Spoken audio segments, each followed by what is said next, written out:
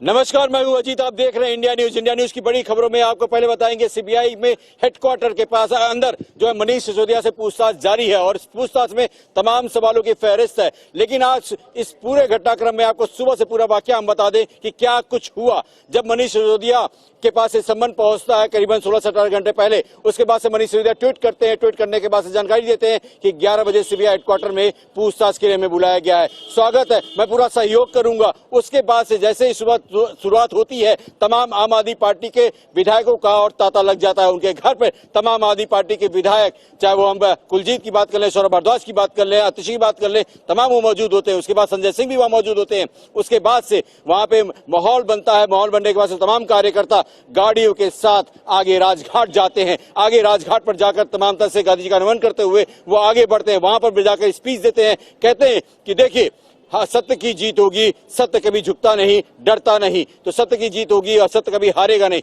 मनीष सिसोदिया के इस तरह से बयान के बाद से तमाम हलचलें शुरू होती हैं। उसके बाद से जब वो राजघाट से निकलते हैं, तमाम उनके साथ हुजूम जब आता है, तो इसी सीबीआई हेडक्वार्टर के बाहर हम दिखाएंगे, कैमरामैन से रिक्वेस्ट करेंगे कि वही नजारा वहां का, वहां पर जो गेट बैरिकेडिंग है, उसके आगे भी एक बैरिकेडिंग है, रेड लाइट है, वहां पर उनके तमाम सहयोगियों को रोक दिया जाता है और मनीष सिसोदिया की गाड़ी को आगे की तरफ भेज दिया जाता है। तो मनीष सिसोदिया की जब गाड़ी अंदर आती है, तकरीबन 11:05 पर वो सीबीआई के हेडक्वार्टर के अंदर मौजूद होते हैं और सीबीआई के इसी हम कहें नजारे के पास आप देखेंगे ये सामने जो एम्बुलेंस खड़ी है, यहाँ पे चलिए, यहाँ पे आप देखेंगे तो एम्बुलेंस है, एम्बुलेंस के पास में उनकी गाड़ी खड़ी होती है। उसके बाद से वो अंदर जाते हैं। लेकिन क्या कुछ अभी हलचलें और हुई है, बीजेपी के नेता को क्या कुछ करना है, हमारे संवाददाता नवीन निशांत ने बात की है हरीश खुराना से। क्या कुछ कहा हरीश खुराना ने, सुनिए आप। सीबीआई ने समन के लिए बुलाया है, क्या कुछ धाराएं लगाई गई है, क्या कुछ हो सकता है? देखिए, एंटी करप्शन की धाराएं सब जानते हैं, झूठा केस है। ये आजादी की दूसरी लड़ाई है। बीजेपी घबराई हुई है। जिस तरीके से गुजरात में इलेक्शन में लोगों ने खुल के कहना शुरू कर दिया है कि वो बीजेपी से त्रस्त है और वो इस बार आम आदमी पार्टी को अपना वोट देना चाहते हैं। यही कारण है कि पूरी की पूरी सीबीआई, ईडी हमारी पार्टी के पीछे पड़ी है और उसी की वजह से वो लगातार एक एक करके हमारे नेताओं को टारगेट कर रही है। पर यहाँ कोई डरने वाला नहीं है, क्योंकि किसी ने कोई गलती नहीं की, किसी ने कोई बेईमानी नहीं की है। वो लगातार देश के हित में काम करते रहेंगे और जब तक दम है, प्राण है, तब तक लगातार इस मुहिम में जुटे रहेंगे।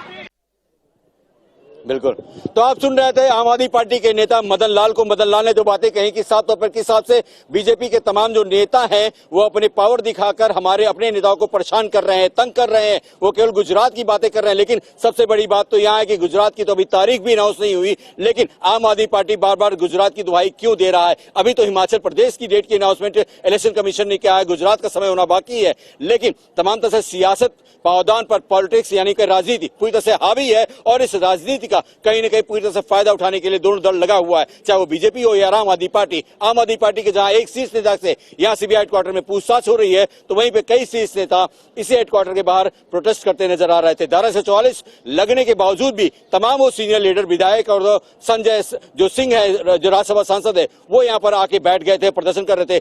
पुलिस से थोड़ा हाथापाई भी होती है। हाथापाई करने के बाद से तमाम उन विधायकों को और संजय सिंह को, तमाम लोगों को डिटेन कर अलग अलग जगहों पर ले जाया जाता है। यानी छतरपुर डेरा मांडी की तरफ से उनको थाने में उनको रखा गया हुआ है। जब तक कि ये पूरी सुनवाई खत्म नहीं हो रही, तब तक उनको वहां से डिटेन करके रखा गया हुआ। उसके बाद से वहां पे उनको छाम में छोड़ा जा सकता है। लेकिन अब पुलिस की जो कार्रवाई है, क्या इस धारा 44 के उल्लंघन में वो क्या कार्रवाई करती है, एफआईआर दर्ज करती है? क्योंकि एफआईआर अगर दर्ज करती है तो 188 सीआरपीसी एक्ट के तहत वो दर्ज कर सकती है। लेकिन अब देखना होगा कि पुलिस इसमें क्या कुछ संज्ञान लेती है और आम आदमी पार्टी के साथ से बातें तो बिल्कुल अब साफ तौर पर है कि तमाम इस हलचल के बाद से जब हमने सोमनाथ भारती जी से बातचीत की, आखिर सोमनाथ भारती जो आम आदमी पार्टी के विधायक हैं और कानून मंत्री भी रह चुके हैं, पहले वो पूर्व कानून मंत्री भी हैं, दिल्ली सरकार में रह चुके, उनके बातचीत में क्या कुछ कहा है आप जा सुनिए।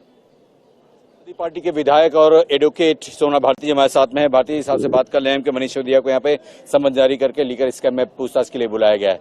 तमाम छापेमारी हुई है और जिस हिसाब से तमाम गिरफ्तारियां हुई हैं, क्या कुछ कहना चाहेंगे आज की पूछताछ को लेकर? देखिए, बहुत दुर्भाग्यपूर्ण है जिस प्रकार का रवैया मोदी सरकार अपना रही है। इनके सीबीआई रेड में एक ढेला नहीं मिला।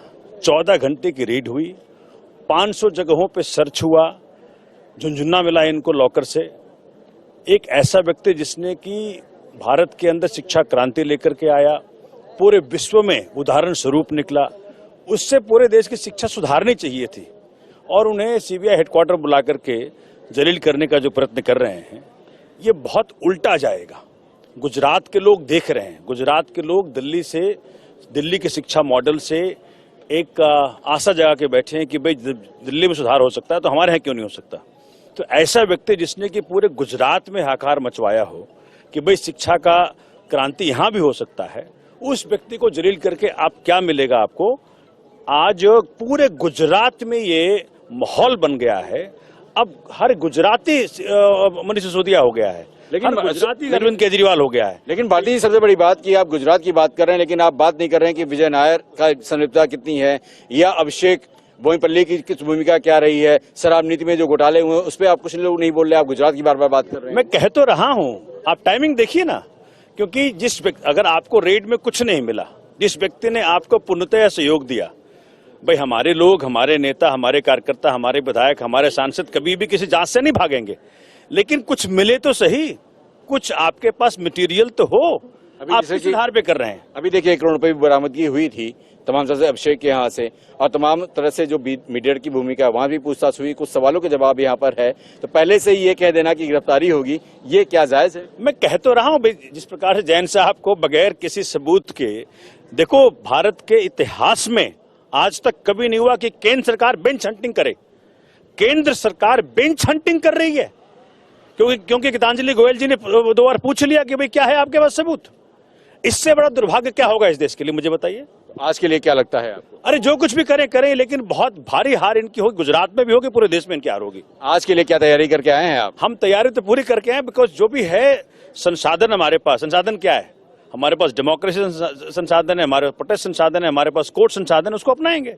चलिए, साफ तौर पर है कि सोना भारती के कहना है कि तमाम संसाधनों के साथ हम तैयार हैं, चाहे वो कोर्ट हो या प्रोटेस्ट का जरिया हो या तमाम तरह से बातें हों। अब देखना दिलचस्प होगा जब यहाँ पर सीबीआई की में पूछताछ करने मनीष सिसोदिया पे आते हैं तो क्या कुछ और नजारा यहाँ पर निकल कर सामने दिखाई देता है। आप सुन रहे थे आम आदमी पार्टी के विधायक को और पूर्व लॉ मिनिस्टर को क्या कुछ दलील दे रहे थे, लेकिन सीबीआई हेडक्वार्टर के बाहर की तस्वीरें आप देखें कि यहाँ पे जो एम्बुलेंस है उसी एम्बुलेंस के बाहर ही ठीक मनीष सिसोदिया की गाड़ी वहां जब रुकती है, उसके बाद मनीष सिसोदिया पैदल चलते हुए इसी हेडक्वार्टर की तरफ आगे हम बात करेंगे तो यहीं से आगे चलते हुए इसी गेट से ऊपर जाकर उनसे पूछताछ शुरू हो चुकी है। लेकिन इस तमाम पूरे हलचल में क्या कुछ कहा है बीजेपी के नेता सौमित्र पात्रा ने, आइए उनकी बाइट भी सुनवाते हैं। अगर सही मायने में बोला जाए तो कांग्रेस और आम आदमी पार्टी के पापों का जो नौटंकी है वो एक ही किस्म का है।